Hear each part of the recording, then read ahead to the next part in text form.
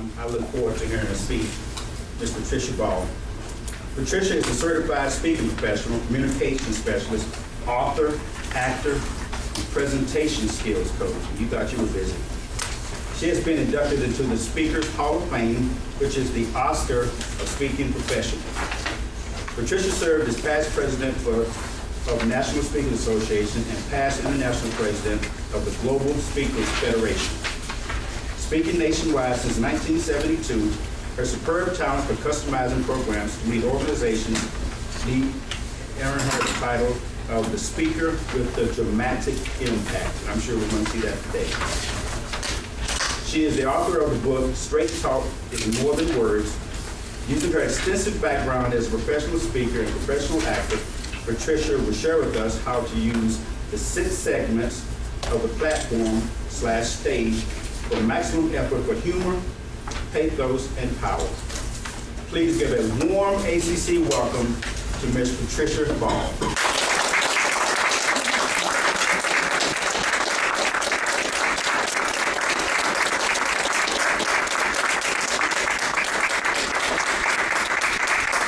Welcome. Hi. Good morning.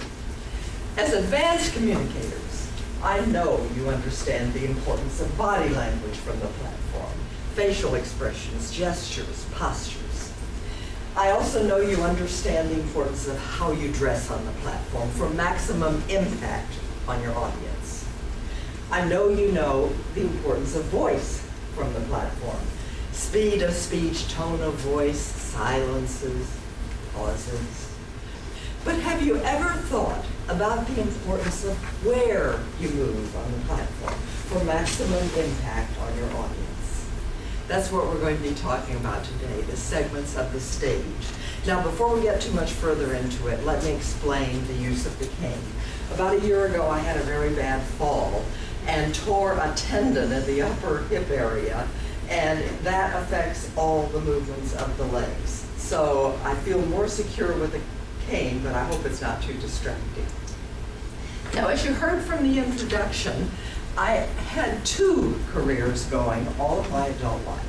One as a professional speaker for 35 plus years.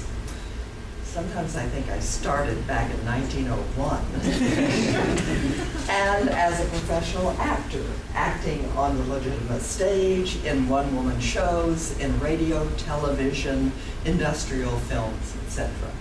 20% of my adult work has been as an actor. 80% has been as a professional speaker, nationally and internationally. But I learned that there's something in the acting profession, a few things that are transferable to the speaking profession, and this is one of them. Now, before we get too much further, when I talk about stage, what I mean is stage, platform, front of room, whatever your venue for speaking is. So mentally divide these segments into 6 sections. Actors are taught early on that there are 6 segments of the stage or platform, and each segment has different strengths and different mood values. It's not known, frankly, why this is so, but research indicates that it is so, and actors are taught that early in their training. Downstage center, strongest area of the stage or platform in theater, is good for climactic, powerful, intense moments. How can you use that as a speaker? I would think that your opening, your closing, maybe the most important thing you want the audience to take home with them should be delivered from downstage center. Upstage center, very strong, but look at the mood value. In terms of mood value, it's aloof. Now, not everything about the acting profession is transferable to speaking, and this is one that isn't. As a speaker, for the most part, you don't want to be too aloof to your audience. However, there are exceptions, and think about those within your speech. Suppose you're talking about an alcoholic who comes home from work, comes in through the front door, upstage center, and sees sitting in a circle, a semicircle, 3 family members who are going to provide an intervention for him. He would be aloof. So this is an area where you might choose to tell the story. Next in strength, still strong, is downstage right. Incidentally, when I talk about this, it's from the viewpoint of the speaker, actor.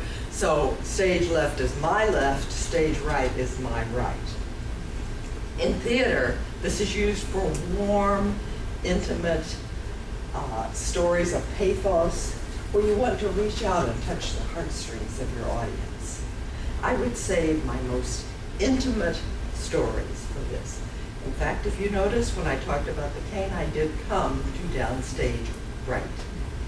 Downstage left, less strong, in theater is used for humorous moments. So again, tell your funny stories from here, your anecdotes, your jokes. Maybe have a fun audience participation segment from downstage left. I have a very successful humorist friend who came to me after seeing this little segment in a longer program that I was presenting and said to me, you know something funny? When I present, I always find myself gravitating downstage left. My guess is he got a stronger audience reaction to his humor from downstage left. Upstage left and upstage right are the weakest areas of the stage or platform. In theater, they're used for unimportant characters or crowd scenes. So these are not areas I would find myself in very much. But again, think about what you're talking about. Suppose you're talking about a time in your life when you were very vulnerable or when you were extremely shy. Those are somehow weaknesses that as you tell your story and get stronger and more confident, you'll find yourself moving downstage center. Now, these are not inviolate rules that can never be changed. Not every funny story has to be told from downstage left. Not every poignant story from downstage right. But what I am powerfully suggesting is that you do what in theater is called block your speech. Walk through your speech before you give it and make sure that you're in the appropriate area for what you're talking about at the moment. Thank you.